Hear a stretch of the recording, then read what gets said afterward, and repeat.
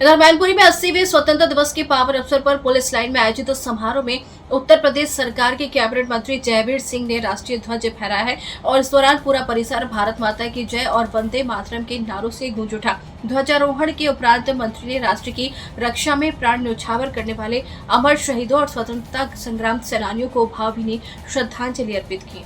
इस मौके पर पत्रकारों ने अनौपचारिक बातचीत करते हुए कैबिनेट मंत्री जयवीर सिंह से देश के गौरवशाली अतीत और लंबी संघर्ष गाथा को याद करते हुए कहा कि इतिहास इस बात का गवाह है कि भारत कभी सोने की चिड़िया और विश्व गुरु के रूप में प्रतिष्ठित था। वैश्विक अर्थव्यवस्था में भारत की जिम्मेदारी सबसे मजबूत हुआ करती थी, लेकिन विदेशी आक्रांताओं ने देश में लगातार हमले किए, यहाँ की धन दौलत और व्यापार को लूटा। लंबे समय तक मुगलिया हुकूमत और उसके पश्चात अंग्रेजी साम्राज्य ने देश को मानसिक और आर्थिक रूप से प्रताड़ित किया। मंत्री ने आगे कहा कि इन विपरीत परिस्थितियों और घोर अत्याचारों के बीच हमारे देश के वीर जवानों, अमर शहीदों और महान स्वतंत्रता संग्राम सेनानियों ने अपना सर्वत्र दांव पर लगा दिया। उन्होंने हंसते हंसते फांसी के फंदों को चूमा और अनगिनत कठिनाइयों का सामना करते हुए देश को ब्रिटिश दाताज की बेड़ियों से मुक्त कराया। आज हम जिस खुली हवा में और स्वतंत्र भारत में सांस ले रहे हैं, वह उन सभी हुतात्माओं में त्याग, तपस्या और बलिदान का प्रत्यक्ष परिणाम है। इसके दौरान प्रशासनिक अधिकारियों समेत भारी संख्या में पुलिस बल और गणमान्य नागरिक भी मौजूद रहे। 80वां स्वतंत्रता दिवस है और किस तरीके से उपलब्धियां इसको देखते हैं? देखिए, आप हम सब जानते हैं, इतिहास गवाह है इस बात का। तो भारत सोने की चिड़िया कहलाता था, भारत विश्व गुरु कहलाता था, भारत दुनिया की आर्थिकी में बड़ी हिस्सेदारी वाला देश था। लेकिन जिस तरीके से भारत पर हमले हुए, लूट हुई, हमारे अधिकार, हमारी आर्थिकी, हमारा धन दौलत, हमारे व्यापार सब छीन करके चले गए। मुगलिया साम्राज्य रहा, फिर अंग्रेजी साम्राज्य आया, लेकिन हमारे देश के जवानों ने, हमारे देश के शहीदों ने, हमारे देश के स्वतंत्रता संग्राम सेनानियों ने अपना सर्वस्व कुर्बान करके अपने को हंसते हंसते फांसी के फंदे पर चूमने का काम किया, देश को आजादी दिलाने का काम हुआ। उनके बलिदान, त्याग, तपस्या के बल पर आज आजाद हिंदुस्तान 15 अगस्त 1947 से खुली हवा में सांस ले रहा है। इन 79 वर्षों में 80वां है, 79 साल पूरे हो गए। 79 साल के काल में भारत ने अपने संविधान के तहत, अपने संविधान की छाया में तमाम क्षेत्रों में लंबी छलांग प्रगति की लगाने का काम किया है। लेकिन अभी बहुत बाकी है, क्योंकि भारत के पास अपार संभावनाएं। जो भी सरकार आई उसने देश के लिए, समाज के लिए, विकास के लिए बहुत बहुत मेहनत से काम किए हैं।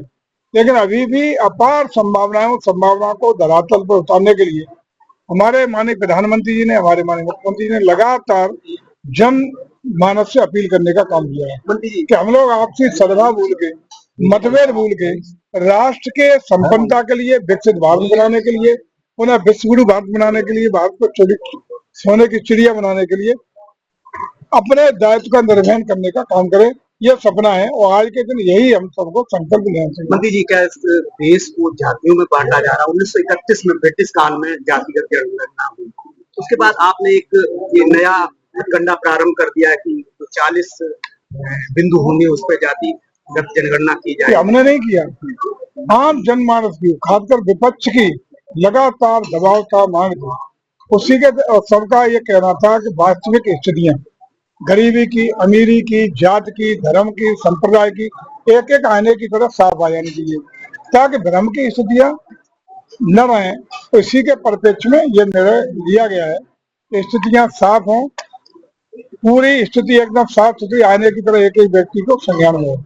ये देश वही है जहाँ 81वां स्वतंत्रता दिवस मना रहे हैं। कुछ दिन पहले मानसून सत्र जब प्रारंभ हुआ था, 117 घंटे की कार्रवाई हमें करनी थी और सिर्फ 17 घंटे बहस हुई, जिसमें 12 विधेयक की बात करते हैं और सिर्फ एक विधेयक। इससे आम जनमानस में, अब सही कह रहे हैं, संसद देश की सबसे बड़ी पंचायत है। उस पंचायत में स्वस्थ राजनीतिक चर्चा, स्वस्थ सामाजिक चर्चा, विकास की चर्चा और अन्य विषयों की चर्चा होनी चाहिए। चाहे पक्ष की भूमिका हो, विपक्ष की भूमिका, सभी का दायित्व है। जिस जनता ने हम सबको चुन के भेजा है, उसके प्रति अपने दायित्व का ईमानदारी के साथ निर्वहन करें। लेकिन स्वस्थ चर्चा न होने के लिए आज सबने देखा तो लगातार विपक्ष ने एक दिन भी सरकार को कोई अपनी बात रखने का समय न देने का काम किया। सुबह से शाम तक नारेबाजी हंगामे की भेंट पूरा सच चढ़ गया। ये न संवैधानिक व्यवस्थाओं के तहत शुभ है, न संसदीय कार्यों के लिए शुभ है, न भारत के लोकतंत्र की खूबसूरती के लिए अच्छा कहा जा सकता है। क्या उत्तर प्रदेश में भी वही स्थिति रही? अब तो ऐसे प्रारंभ हो गया है कि अपने हक के लिए प्रत्येक व्यक्ति सड़क पर उतर आता है, हंगामा करता है। जैन जी हो गया, उत्तर जैन प्रदेश की अल्फा भी हो 4 गया। दिन का शेड्यूल्ड था, हाँ, 3 दिन चला। 3 दिन में ही पूरा करना पड़ा सारी औपचारिक कार्यों करने के बाद, क्योंकि विपक्ष ने एक दिन भी तीनों दिन में से सदन को सुचारू रूप से नहीं चलने दिया। आखिरी सवाल, पहले देश के प्रधानमंत्री पंडित जवाहरलाल नेहरू 17वां स्वतंत्रता दिवस मनाया, 17वां तक, और उसके बाद इंदिरा 13वां, वो 16वां, और अपने जो पीएम है, तो क्या जिस तरीके से ये व्यक्ति की बात सुनने के लिए बाहर आ जाते हैं जंतर मंतर पे, क्या बाहर आके ये जो बुरी तरीके से जो समस्या देखिए, हुई है। भारत की सरकार ने पूरी पारदर्शिता दिखाते हुए, जैन जी के बात को सुनते हुए, उन सभी समस्याओं के समाधान के लिए जो जैन जी उठाना चाहता था, जो रखना चाहता है, जिससे वो परेशान है, उनको दूर करने का दीर्घकालिक निर्णय, जो त्रुटियां गलतियां हुई वो ठीक हो, भविष्य में इसकी पुनरावृत्ति न हो, किस तरह सिस्टम को पारदर्शी बनाया जा सके, इसके लिए तमाम निर्णय लेने का काम किया, तमाम निर्णय लेने जा रही है। कहीं भी कोई कोर कसर, जैन जी भारत का भविष्य है, यही युवा कल के भारत के कर्णधार हैं। इन्हीं युवाओं को आगे 2047 का जो सपना है विकसित भारत का, इन्हीं युवाओं के कंधे पर ही पूरा करेंगे। इन्हीं के जितने कंधे मजबूत होंगे उतना ही सशक्त भारत बनेगा। इसलिए सरकार समर्पित भाव से इनकी समस्याओं के समाधान के लिए नहीं, बल्कि इनके उज्जवल भविष्य के लिए संकल्पित है। उत्तर प्रदेश में विपक्ष जो वो चंदा चोरी की बात करता है, क्या ईश्वर को हम इतने बड़े ताकतवर हो गए कि उनको चंदा देने के लिए जाएंगे? श्रद्धा दान होता है। देखिए, कोई भी चोरी की घटना होती है, पुलिस ने प्रभावी कार्रवाई की, लोग जेल में। इस तरह की गतिविधियां पुनरावृत्ति न हो पाए, इसके लिए भी एक तरफ घटना के लिए उत्तरदायित्व जेल गए, दूसरा उसमें और लोग कौन इन्वॉल्व में, इसके लिए SIT गठित की गई। भविष्य में पुनरावृत्ति न हो, इसके लिए पूरा ट्रस्ट में आमूलचूल रीतियों, नीतियों, कार्यक्रमों, व्यवस्थाओं सब में परिवर्तन करने का काम चल रहा है। सभी जहां जरूरत थी उस हिसाब से व्यवस्थाएं चेंज करने का काम चल रहा है। इससे ज्यादा क्या अपेक्षित है?